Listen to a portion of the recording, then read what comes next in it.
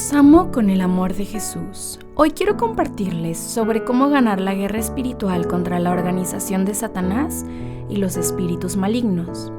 Hace mucho tiempo estuve en una conversación que hablaba sobre las condiciones para estar en el servicio militar en Corea.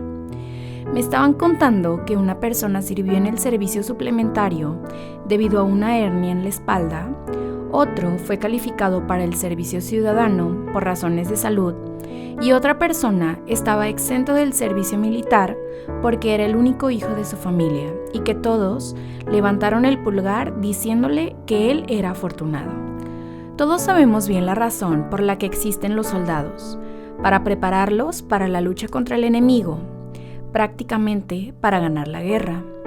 Por ese propósito, los soldados se perfeccionan y entrenan con armas, fuerza física y habilidades. Mientras escuchaba la historia acerca del ejército, pensé, ¿qué tipo de personas elegirá Dios para su ejército? De repente cruzó por mi mente la frase, valientes guerreros capaces de hacer la guerra espiritual. Y pensé que ellos podrían ser el ejército de Dios. Me conmovió la impresión de que las personas que luchan en batallas espirituales son guerreros. Amados, recuerden que el mundo visible es solo el resultado de lo que sucede en el mundo invisible. Si ganamos en el mundo espiritual con la ayuda y el poder del Espíritu Santo, el mundo visible cambiará. Hay un dicho que dice, si conoces a tus enemigos y te conoces a ti mismo, puedes ganar hasta 100 batallas. Desafortunadamente, la realidad es que no sabemos bien con quién debemos luchar.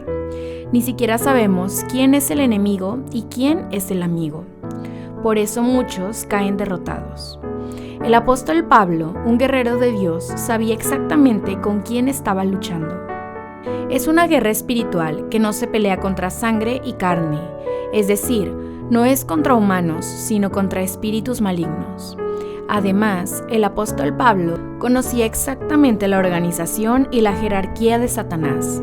La organización de Satanás se puede clasificar como principados, potestades, gobernadores de las tinieblas de este siglo y huestes espirituales de maldad en las regiones celestes. Recuerde que ellos se están moviendo en un sistema organizado como el ejército de Satanás. Primero, los espíritus malignos que ocupan los puestos más altos en la organización de Satanás son los espíritus principados. El espíritu principado es responsable de manipular y gobernar a un país con poder o trasfondo político. Es un espíritu que trabaja en los dictadores de la época, como Stalin, Hitler, Kim Il-sung, Kim Jong-un. Cuando el espíritu principado está en acción, puede conducir a atrocidades que masacren a toda la nación, como lo fue en tiempos de Hitler. Segundo, son las potestades. Las potestades se refieren al poder de Satanás que controla y gobierna una región, ciudad o una organización determinada. Por ejemplo, cuando pensamos en Las Vegas, se nos viene la palabra apuestas, y cuando pensamos en San Francisco, se nos viene a la mente la homosexualidad. Dado que la ciudad ya está controlada por potestades, cuando uno va a ese lugar se verá envuelto en querer apostar, ser lascivo y participar en la homosexualidad. En pocas palabras, llegan a absorber todo lo que los espíritus malignos han esparcido, lo que es fácil impregnarse del pecado. Por lo tanto, cuando vamos a tal tarea o lugar, debemos cubrirnos con la sangre de Jesús. En tercer lugar, son los gobernadores de las tinieblas. Principalmente son fuerzas del mal que crean oscuridad en este mundo. Ellos dominan y controlan la cultura, la religión, la filosofía y la ideología. A diferencia de las potestades que se enfocan en atacar países, regiones, organizaciones o grupos específicos, ellos realizan el trabajo de corromper a cada individuo. Desempeñan el papel de engañar al mundo en diversos campos, como supersticiones, imaginaciones, tendencias mundiales, ideologías, entretenimiento, medios de comunicación y académicos. La teoría de la evolución puede explicarse como un excelente ejemplo de esto. Los chamanes, magos y hechiceros están gobernados por estos espíritus, por lo que pueden adivinar muchas cosas.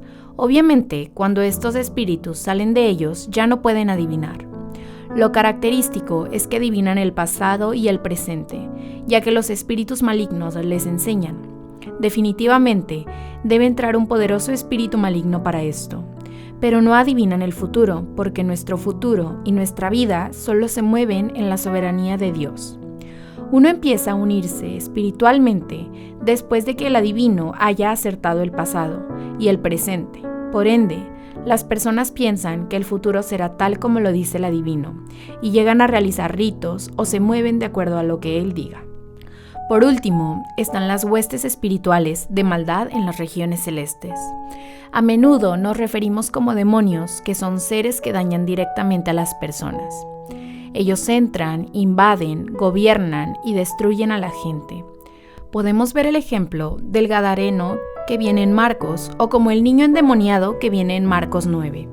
Estos demonios pueden recibir varios nombres debido a su personalidad, como el espíritu de enfermedad, el espíritu de inmoralidad sexual, el espíritu de desconfianza, el espíritu de ira, el espíritu de suicidio, el espíritu de homicidio, el espíritu de odio, el espíritu de desamparo, etc. Se nombran según su personalidad y carácter. Satanás, el dios de este siglo, se está apoderando del mundo y liderando el medio ambiente. Está ejerciendo un gran poder y gritando que lo adoren. Sin embargo, Satanás, que es solo una criatura de Dios, no tenía esta autoridad desde el principio de la creación. Satanás, que apareció en Génesis, no era más que una serpiente que tentó a Eva. Sin embargo, como los humanos desobedecen a Dios sin resistir las tentaciones del pecado que Satanás había sembrado, este tomó toda la autoridad que Dios nos había dado.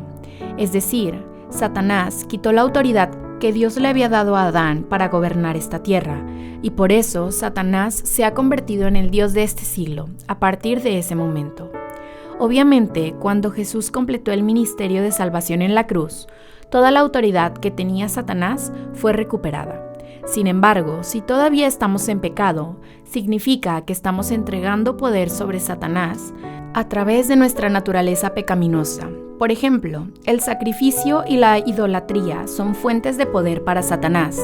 Si uno continúa cometiendo pecados como la guerra, el asesinato, la violencia, la adicción, las peleas, la envidia, la fornicación y la desobediencia, es como decir que estás derramando poder sobre Satanás. Satanás es la representación de la maldad. Puede alimentarse de las acciones malvadas que aparecen a través de nuestra naturaleza pecaminosa. También puede tomar poder y así actuar como el Dios de este siglo. Es así como Satanás, quien apareció como una serpiente en Génesis, llega a crecer como un dragón en el libro de Apocalipsis. En pocas palabras, se ha convertido en un Dios de este mundo tanto en nombre y en realidad. En el mundo espiritual pueden salir tanto como lo conozcan. Puede convertirse en un fuerte guerrero de Dios tanto como lo experimenten. Debemos entrar en guerras espirituales para romper el poder de Satanás y así poder entrar en el reino de Dios. Somos el pueblo de Dios y somos su ejército. Ya tenemos la autoridad en el nombre de Jesucristo, así que es una batalla que ya se ganó. Por favor, no tenga miedo en ningún momento. Sobre todo, no caiga en el pecado. Por favor, luche por mantenerse en santidad. Continúe luchando contra el pecado. Proclame el nombre de Jesús y confíe en su sangre. Cuando hagan esto, el mundo de Dios se abrirá ante sus ojos y Dios mismo le pondrá toda la armadura para seguir luchando. Por último, oro para que todos seamos el ejército de Dios que Él anhela.